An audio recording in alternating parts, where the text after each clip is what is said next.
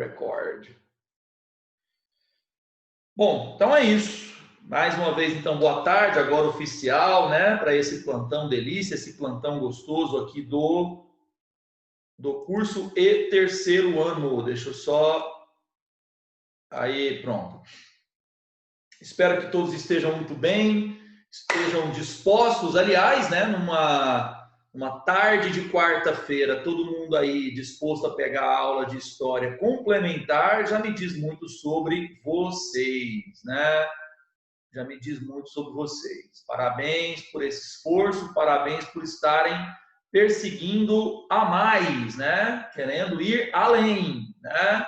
Muito, muito bom. Na aula passada, nós falávamos sobre características do fascismo, né?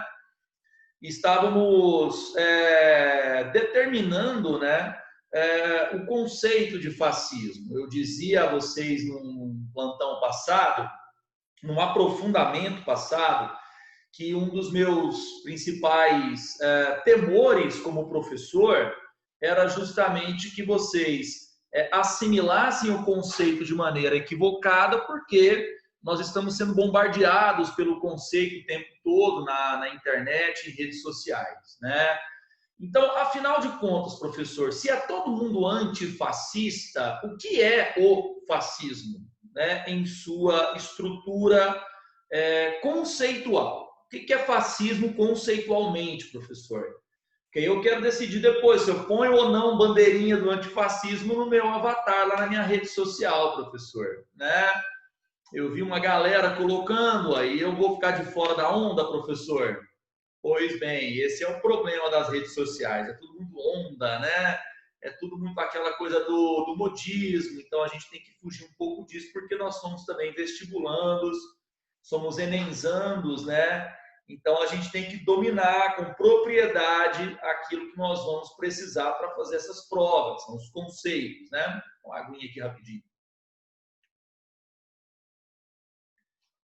O fascismo, pessoas, como vocês podem perceber, ele tem raízes no contexto entre guerras, né?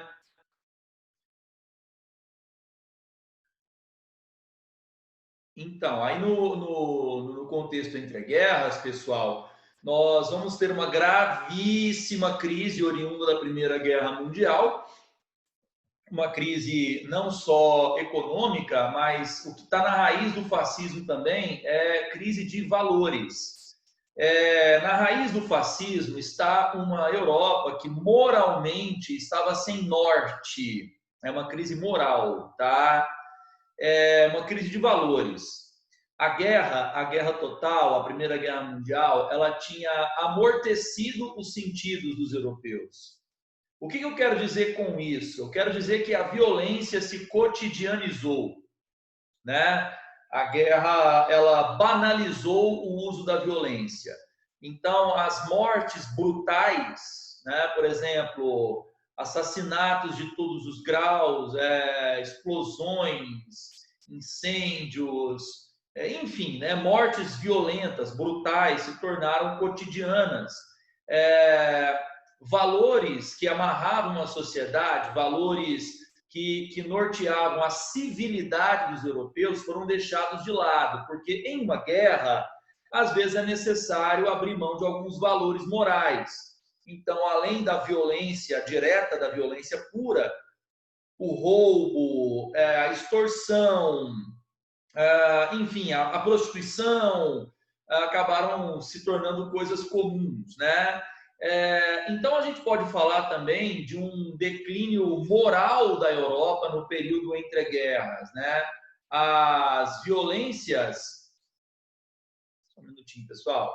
As violências, elas se tornam cada vez mais cotidianas e isso acaba levando a uma aceitação de propostas políticas onde a violência aparece como ferramenta, já que a própria violência está naturalizada naquela sociedade. Então, faz parte das propostas fascistas ações políticas violentas, e isso contando com a naturalização de uma sociedade que havia aprendido, no período de guerra, a conviver com violências muito brutais. Isso é uma característica importante das doutrinas fascistas, né? Benito Mussolini dizia que a violência era a arma dos mais fortes e que ela ajudava na prevalência daqueles que sabiam aplicá-la, né? Para Benito Mussolini, a violência era aplicável aos inimigos do fascismo, né? Aos inimigos do seu partido político. Então, mesmo em termos teóricos, né? Mesmo nos seus escritos, Mussolini não fazia muita questão de esconder que era adepto da violência, da brutalidade como uma estratégia política, né? Só fazer a divisão de mais um aluno aqui, só um minutinho. Então, além da crise política, econômica, o fascismo também surfou numa crise de valores, né? Uma sociedade desacreditada da própria civilidade. Do outro lado da corda, né, no outro extremo político, nós temos os regimes inspirados nas ideias marxistas comunistas. A Revolução Russa aconteceu em 1917, durante a Primeira Guerra Mundial, e ela acabou incentivando bastante partidos comunistas na Europa toda. Não é uma coincidência que, tanto na Alemanha quanto na Itália, nós tivéssemos os dois maiores partidos comunistas, à exceção do russo, claro, né? Tanto a Alemanha quanto a Itália tinham partidos comunistas bem organizados e esses partidos comunistas passaram a ser um problema grave para o capital, para os capitalistas, né? Passou a ser um problema grave para os detentores do capital. Os operários passaram a se organizar em torno de sindicatos e esse movimento sindical de característica comunista passou a ser um grande inimigo do capital, né? Dessa forma, as elites dos países onde o fascismo se desenvolveu com mais força são elites buscando uma resposta contra a organização sindical dos operários. São elites desesperadas por encontrar uma força política que pudesse neutralizar o comunismo nos sindicatos, ao mesmo tempo organizar os trabalhadores com outras propostas teóricas de apoio ao liberalismo e ao capital, e não propriamente contrário a ele, né? É por isso que o fascismo fez tanto sucesso e faz tanto sucesso entre capitalistas mais extremados, né? Entre os defensores do liberalismo extremado. Os fascistas fazem muito sucesso porque os fascistas superam, eu não sei se superam é a palavra, mas eles substituem a ideia de luta de classes, do antagonismo de classes que o comunismo prega, eles, em seu lugar, pregam a conciliação de classes. Os fascistas têm como principal norte, quando a questão é o operariado, né? Os fascistas têm como principal ideário o corporativismo. O corporativismo é uma doutrina trabalhista, ou seja, é uma doutrina que visa organizar a camada operária frente ao capital. De que modo? O corporativismo prega a conciliação com o capital, né? Ou seja, o trabalhador deveria, na verdade, abrir mão da ideia de tomar os meios de produção, deveria reconhecer a existência da propriedade privada e deveria, então, produzir de modo a manter o capitalismo de pé, né, para poder sobreviver mediante o ganho de salário. Uma proposta dentro do corporativismo é ver o Estado como principal intermediário, galera, entre as questões dos trabalhadores e a questão do capital. O Estado se transforma no grande árbitro, né? Os fascistas, eles são extremamente partidários do Estado forte, né? Para eles, o Estado é uma das coisas mais relevantes e importantes. O Estado seria o maior representante da nacionalidade, né? Para os fascistas, os trabalhadores deveriam ser organizados em torno de valores nacionalistas, tá? Os fascistas desenvolveram o nacionalismo exagerado, que é o que a gente chama de ultranacionalismo. A propaganda fascista, ela prega o nacionalismo como uma forma de unidade política. E aqui, galerinha, nós temos uma questão importante do fascismo. Quando o nacionalismo se torna a teoria de unificação mais importante, politicamente mais importante, significa que as razões do Estado se sobrepõem às razões da sociedade. O Estado e a nação se tornam mais importantes do que as particularidades. O fascismo ele produz essa impressão de que todos devemos nos unir em torno da ideia de um Estado forte, ok? A ideia de que tudo é pelo país, né? Que o país está acima de qualquer outro interesse menor. É uma ideia tipicamente fascista usar de ditados nacionalistas para poder produzir a ideia de unidade. O fascismo produz unidade através do discurso nacionalista, né? É uma questão bastante comum, né, no discurso fascista. Então, nós já temos aí o corporativismo sindical, sob controle do Estado, né, o ultranacionalismo. Já que nós temos um Estado formado pela nação, né, e nada deve existir fora da nação, o que o fascista quer dizer com nada deve existir fora da nação? O fascista, ele cria uma ideia de Estado e de nacionalidade e qualquer coisa que destoe daquilo é considerado inimigo, é considerado contrário, antagonista. Então, o fascismo, ele cria um tipo ideal, por exemplo, de alemão ou de italiano. E esse tipo ideal de italiano, ele é homem, ele é heterossexual e ele é cristão. Se você foge deste padrão, os fascistas estão prontos para te classificar como inimigo do fascismo.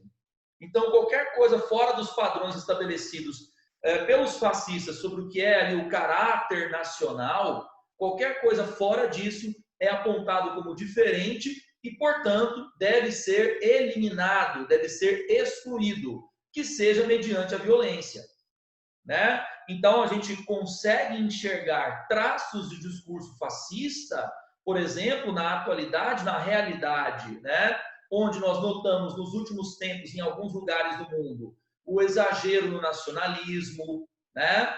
O avanço da ideia de uma sociedade conservadora, hétero e cristã, né? Então, são traços do discurso fascista que aparecem hoje em alguns discursos oficiais mundo afora, né? Não só no nosso país. Os fascistas são, claro, anticomunistas, né? Eles pregam severamente contra a ideia do internacionalismo proletário, né? Para os fascistas, a ideia central é criar uma teoria de Estado, né, que possa congregar todas as camadas sociais sem a ideia de luta de classes. Então, é anticomunismo, né? Os fascistas são antidemocráticos, por isso eu coloquei ele nas características antiliberalismo. Eles são antidemocráticos, que é uma das características básicas das democracias liberais, né? Os fascistas também são militaristas, ou seja, geralmente nas doutrinas políticas fascistas, nós temos o exército como um referencial de organização social. E aí, algo familiar para vocês? O exército como um referencial de organização social. Ou seja, a disciplina militar, o uniforme, a apresentação do corte de cabelo, a forma como o militar marcha, o ideário violento do militarismo, né? Tudo isso acaba sendo ali uma característica evocada pelo fascismo, né? Os discursos fascistas, principalmente o nazismo alemão e o fascismo na Itália, eles apelam então para a quartelização ou militarização da própria sociedade. Os militantes do partido nazista ou do partido fascista andavam fardados. Andavam fardados. Exatamente. Os fascistas também têm um discurso misógino muito forte. Então, são doutrinas políticas extremamente machistas e patriarcais, onde o espaço feminino é para um segundo plano. É curioso, nós temos, nos discursos fascistas, a presença da mulher. A mulher ela é mencionada, mas como o aporte do homem, aqui dá suporte ao homem mais forte. Hitler chegou a dizer que havia o modelo perfeito de mulher. Hitler dizia que a mulher perfeita era a mulher 3K. 3K. Isso porque 3 palavras em alemão começavam com K. Kitchen, que é cozinha, né? Kinder, que é criança, né? E Kirche, que é igreja, tá? Então, kitchen, Kinder e Kirche. 3 palavras em alemão que começam com K. A mulher perfeita é a mulher da cozinha, que cuida da criança e que vai à igreja. Então, dá para a gente perceber no discurso de Hitler qual é o papel imaginado para as mulheres. Na estrutura do partido nazista não havia nenhuma mulher presente nos altos escalões. Da mesma forma, o fascismo. O Benito Mussolini dizia que o homem viril se sobrepunha à mulher, que deveria ser protegida porque era fraca. Então, nós temos aí um discurso altamente misógino por parte dos fascistas, né? Deixa eu só ver aqui rapidão. Sim, Karen, sim, a gente pode enxergar essas características em regimes parecidos, tá? No franquismo, no salazarismo, em outras variantes de fascismo, essas características também estão muito presentes, ok? Aqui, ó, o irracionalismo político, quando a gente coloca aqui para vocês a característica, é para reforçar as táticas fascistas para tomar o poder. Na Alemanha ou na Itália, a questão da violência era uma ferramenta disponível para os fascistas sempre. Então, o fascista, ele primeiro desacredita a ciência. Hitler ria da ciência. Hitler não era um cara afeito aos pressupostos científicos. Tanto é que o escalão máximo do partido nazista ressuscitou ideias que já estavam cientificamente ultrapassadas. A ideia de uma raça pura, branca, já era ultrapassada na década de 20, mas o partido nazista a ressuscitou como parte de um nacionalismo exagerado criado pelo partido nazista. A ideia era criar a ideia que havia um alemão perfeito, havia um alemão modelo, e quem destoasse desse modelo não era alemão o suficiente. Por isso, o partido nazista foi atrás de uma velha teoria do século XIX, que dizia que a raça ariana era superior. Teoria essa que já estava superada. Mas quem se importa? Os nazistas dão risada da ciência. Os nazistas, os fascistas, não acreditam nos pressupostos científicos como norteadores da civilização. Sim, eu sei que isso é familiar. Eu sei que você já viu isso por aí no feed de notícias bem recentemente. É por isso a pergunta aí do lado, nesse pequeno box aí na apresentação. O ideário nazi-fascista, ele ainda está presente? É uma provocação. É uma provocação por parte do professor para fazer os alunos pensarem, caramba, são ideias que estão aí circulando ainda e que, de repente, a gente nem ligava isso teoricamente, diretamente ao fascismo, né? Então, pessoas, algumas semelhanças com o partido nazista ou fascista lá atrás não são mera coincidência. Não é coincidência. Quer ver só? Vamos dar uma olhadinha na história brasileira com o próximo slide. O próximo slide traz uma linha de pensamento político que se desenvolveu aqui no Brasil, né? Agora que nós revisamos a aula que eu dei semana passada, vamos dar uma olhadinha no integralismo, que eu estou chamando aí de fascismo tupiniquim, né? A expressão tupiniquim fazendo alusão, claro, à brasilidade, né? Ao nosso país. Bom, nós temos como uma característica fascista o ultranacionalismo. Sim, nós temos. Então, no discurso integralista aqui no Brasil, de 1932, o Manifesto dos Integralistas, escrito por um intelectual chamado Plínio Salgado. Daqui a pouco a gente fala sobre eles, tá? Sobre esse manifesto. o nacionalismo era colocado como a cola da sociedade brasileira, ou seja, também havia a perspectiva de criação de um brasileiro ideal, também havia a perspectiva da criação de uma história ideal, ou seja, a história sempre é muito útil na criação de discursos políticos. A história é sempre muito útil como ciência na produção de discursos que podem ou confirmar, né, ou legitimar ou invalidar alguns dos fatos históricos, né? É por isso que os fascistas brasileiros, os integralistas, procuravam recontar a história do Brasil através dos grandes feitos e dos grandes personagens. Os integralistas eram, então, ultranacionalistas. Para você ser membro do Partido Integralista, era obrigatório você ser cristão. Ou seja, não filiava-se pessoas que não tinham ligação com o cristianismo. Ateus, por exemplo, ou membros de cultos como o judaísmo, religiões de base africana, afrodescendente, né? Religiões afro-brasileiras. Nenhuma dessas formas, dessas expressões religiosas eram aceitas. Os fascistas brasileiros, eles eram extremamente claros na necessidade do cristianismo. Por quê? Porque os pressupostos cristãos, os pressupostos morais do cristianismo, eles são conservadores. Os pressupostos morais do cristianismo defendem, por exemplo, a família heterossexual, heteronormativa. E isso é importante na organização social que o fascismo pensa como a organização ideal. Então, os fascistas se aproximam muito da Igreja Católica por isso.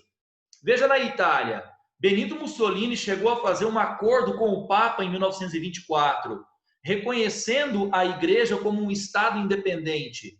Foi a criação do Estado do Vaticano. Aqui no Brasil, os integralistas exigiam que os membros do Partido Integralista, da Ação Integralista Brasileira, fossem filiados à Igreja também. Ou seja, são os valores ultraconservadores da Igreja que interessam ao integralismo, que já é o terceiro ponto. O conservadorismo do ponto de vista familiar, né? O negacionismo científico, né? Que é também um pressuposto importante desse conservadorismo. Os fascistas brasileiros, eles têm uma diferença muito grande com os desdobramentos do fascismo atual. A diferença está no próximo ponto, e é esse aí eu quero debater com bastante cuidado com vocês. Hoje, como se fala muito em fascismo em escala mundial, né, apontando alguns personagens, como, por exemplo, o presidente Jair Bolsonaro no Brasil, Donald Trump nos Estados Unidos e outros grandes líderes mundiais mundo afora, digo grandes líderes porque governam grandes países, não é verdade? São países relevantes, né? Hoje, esses líderes assumem posturas que nós chamamos de ultraliberais. O que quer dizer isso? É o desmonte do resto do Estado que ainda existe. Por exemplo, não é segredo para ninguém que o atual governo no Brasil está trabalhando para o desmonte urgente do Sistema Único de Saúde. O último ministro civil de saúde que nós tivemos no Brasil era alguém que representava os grandes planos de saúde do país. Ele tinha sido um presidente de um plano de saúde, né? E esse cara fazia a defesa da privatização imediata do Sistema Único de Saúde. Isso é ultranacionalismo. Perdão, desculpa, é porque eu vi escrito ali, galera. Isso é ultraliberalismo. Ou seja, há uma característica do fascismo clássico que não existe mais nesses desdobramentos do fascismo atual. Entendem? É por isso que os fascismos atuais, eles não são uma reedição pura e simples do fascismo antigo. Não são, tá? Exatamente, Nicole. O ministro da Educação também. Eu não formo pensadores com o meu dinheiro. Vocês chegaram a ver essa frase da semana passada? Meu dinheiro. O Weintraub chamou o dinheiro, a verba pública do Ministério da Educação de meu dinheiro. Pois é. Estamos bem de ministro da Educação. Aí eu falo com propriedade, né? Porque é a área que eu atuo, né? Mas então, voltando aqui. Essa é uma diferença, né, galera? É uma diferença grande que nós temos dos fascismos do início do século XX para os atuais modelos de fascismo. Os atuais modelos fascistas que nós temos, eles são inspirados no fascismo clássico. Eles não são exatamente a reedição disso aí, tá? Ou seja, quando a gente pega uma liderança que atualmente a gente pode classificar ali com traços de fascismo, nós não estamos dizendo que eles são exatamente seguidores de Hitler ou de Mussolini. Nós estamos dizendo que algumas coisas do ideário nazifascista estão presentes nas ideias dessas pessoas hoje, mas não é uma mera reedição. Ok, ok? Muito bem, muito bem. Bom, então, uma característica do integralismo brasileiro é o municipalismo político, né? Ou seja, eu crio bases políticas descentralizadas nos municípios. Eu trago a militância para as prefeituras. Eu ocupo os espaços políticos pensando o município como principal foco de ação. Para quem não acompanha política, o presidente atual do Brasil, Jair Messias Bolsonaro, se classifica como municipalista. Professor, é só uma coincidência, não é? Não, não é. A formação política de Jair Messias Bolsonaro foi feita dentro de um grupo ultraconservador que bebe na fonte do integralismo. Então, não é uma mera coincidência que alguns valores do atual governo estejam sendo mencionados na aula. Não é ironia do André. O André não está forçando a barra, o André não quer aqui fazer militância. Não, eu estou dando aula, né? Aqui eu estou sendo professor, tá? Então, não é uma coincidência. Nós temos, então, o atual grupo político que governa o Brasil formado dentro de ideias que vêm da época do integralismo brasileiro. Agora, mais uma vez, André, eles reeditam exatamente o integralismo? Não, não reeditam. Você quer ver uma prova disso? Sindicalismo corporativista. O corporativismo é uma forma de controle dos trabalhadores pelo Estado, através de uma estrutura sindical forte, ok? No Brasil atual, o governo luta para desmontar os sindicatos e não para controlá-los. A ideia é que os sindicatos desapareçam para desorganizar a classe trabalhadora, mais do que ela já está desorganizada. Percebem?